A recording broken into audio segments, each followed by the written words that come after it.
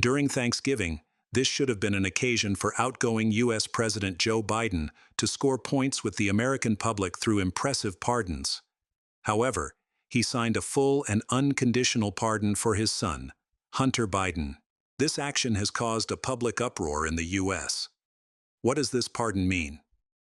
It could help Hunter Biden avoid investigations and legal penalties related to allegations of financial and business activities abroad, including accusations of involvement with foreign companies. At the same time, his father served as U.S. Vice President. This could help Hunter avoid facing a public trial or severe punishment. This is seen as a way to protect the Biden family's reputation, especially when Hunter faces criticism from the opposition and the media. This move could alleviate criticism, especially if the allegations remain a political issue in future elections.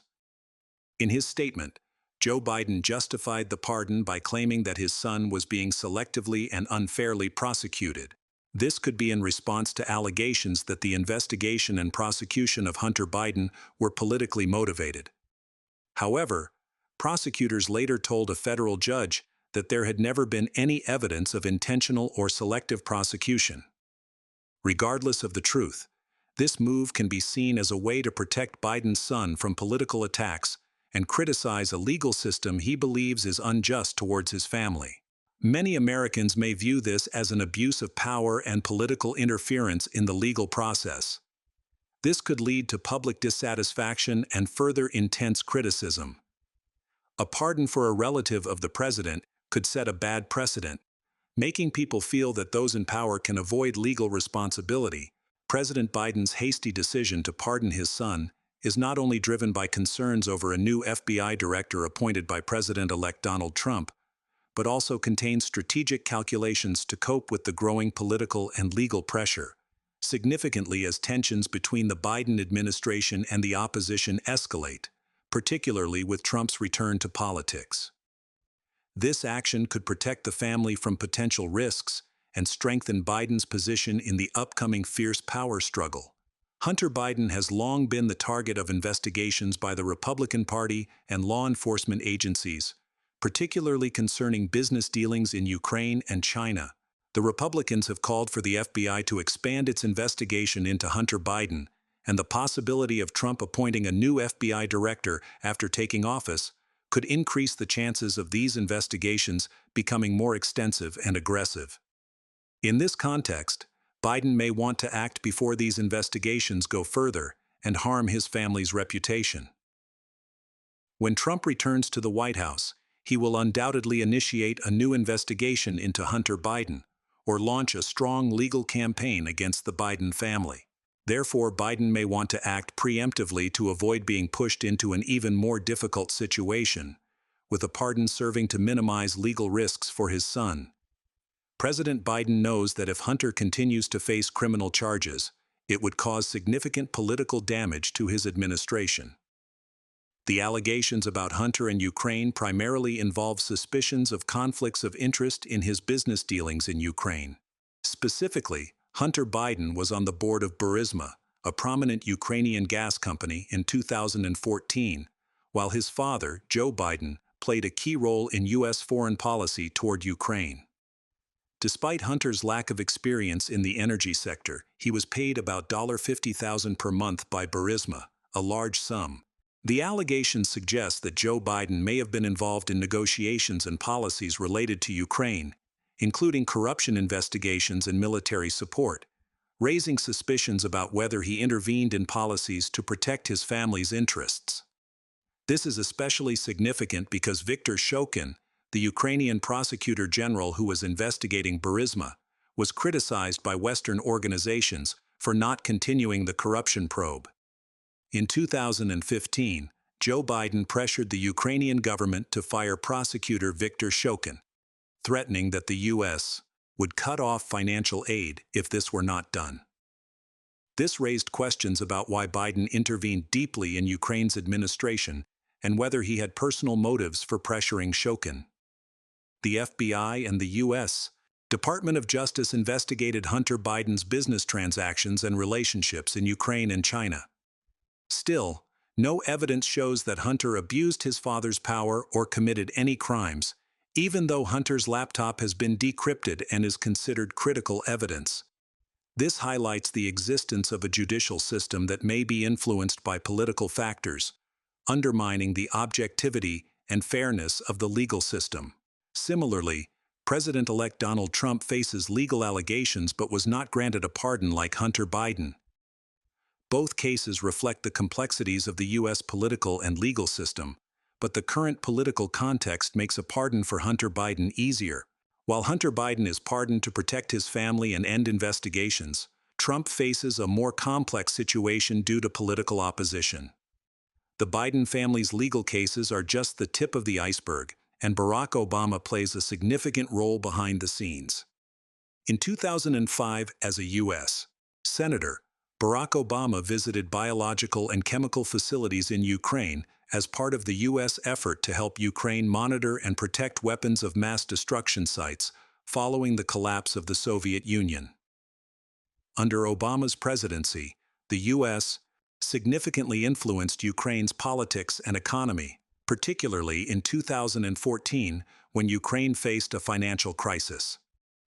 When Ukraine needed urgent loans, they had two options: a $15 billion loan from the International Monetary Fund, IMF, with conditions to cut subsidies and pensions, or a $15 billion loan from Russia with no austerity requirements.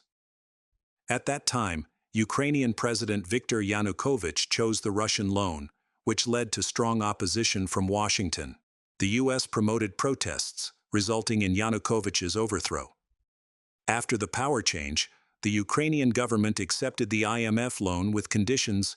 These new policies paved the way for multinational corporations, mainly from the U.S., to own about one-third of Ukraine's fertile land, altering the economy and increasing geopolitical tensions between Russia and the West. Through the CIA and the State Department, the Obama administration took controversial actions to influence Ukraine's situation, notably by supporting the Euromaidan movement from the outset and providing funding and diplomatic support for the opposition forces against Yanukovych. The U.S. also condemned the suppression of protests and called for comprehensive political reforms.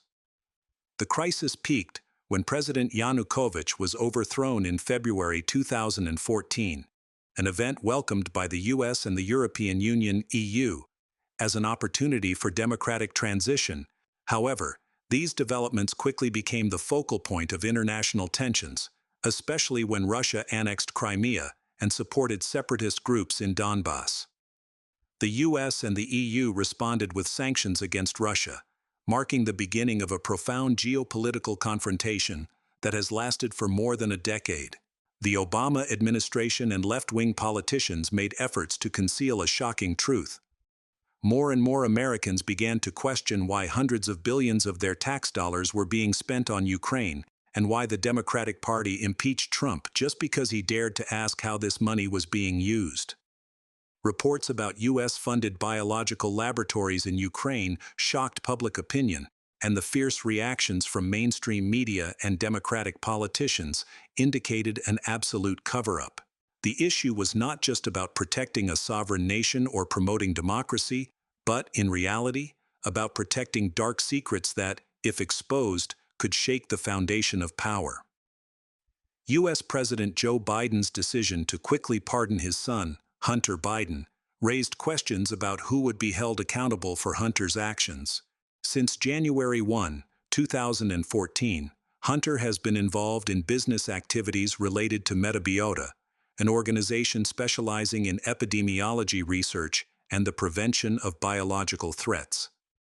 Through his role at Burisma, Hunter held a position on Metabiota's board of directors, a company believed to have contracts with the U.S. Department of Defense and involvement in the PREDICT project funded by UNICEF, focusing on studying viruses with pandemic potential, including the coronavirus. The connections between Hunter Biden, Burisma, and Metabiota raised suspicions about the individual's ties to international research programs. This case not only reflects challenges in policy transparency, but also underscores the importance of tightly controlling sensitive economic and political activities. In 2014, Metabiota was awarded a contract by the U.S. Department of Defense, leading to suspicions about the company's links to biological research and biological weapons. President Biden's pardon for Hunter can be seen as a strategic move to protect individuals and politicians from serious accusations. This decision has sparked controversy, particularly when considering the complex context of decisions that have dragged an independent country like Ukraine into the vortex of brutal warfare. The outcome of this war is not only the destruction of a beautiful country, but also the steep price the people of Ukraine have to pay. Hundreds of thousands have died, and the survivors must bear heavy losses in terms of mental health, property, and prospects. The country is now not only a battlefield, but also burdened with a national debt weighing down future generations. On December 5, U.S. House Speaker Mike Johnson, a Republican, rejected President Joe Biden's request for an additional $24 billion in aid to Ukraine, and stated that he would wait for instructions from the new commander-in-chief, Donald Trump. This does not mean that the U.S. does not support Ukraine's freedom and democracy, but aims to prevent money from flowing into unchecked corruption through Ukraine. In the end, it seems that the money is flowing into the pockets of politicians with ties to the Democratic Party. America today has changed drastically, with the law in the hands of the wealthy and powerful, reflecting a deep concern about the injustice and inequality in the legal and social systems. In the past, it was believed that flaws could exist in any political and legal system, especially in countries where power was concentrated in the hands of a specific group or organization. However, this is happening in the United States today, which was once considered the beacon of universal values. We know that in many countries, wealthy or influential individuals can manipulate the legal system in their favor. They can hire the best lawyers, influence judicial officials, or use finances and relationships to sway court decisions. This creates inequality, making it difficult for those without financial means to obtain justice reasonably. In many political systems, political power can strongly influence legal decisions. Politicians or those in power can control investigative bodies and courts, leading to unfair handling of cases related to political interests. Political organizations can abuse power to suppress political opponents or cover up the wrongdoings of their close allies. This can increase public skepticism about the fairness of the legal system. One of the prominent issues in U.S. politics is the politicization of the judiciary, particularly the Supreme Court. Court decisions can be influenced by political pressure or party lines. Those appointed to key positions in the judiciary may have close ties to political parties or powerful groups in society. Through the case of President Biden pardoning his son despite evidence of criminal behavior, public trust in the law and the justice system is increasingly eroded.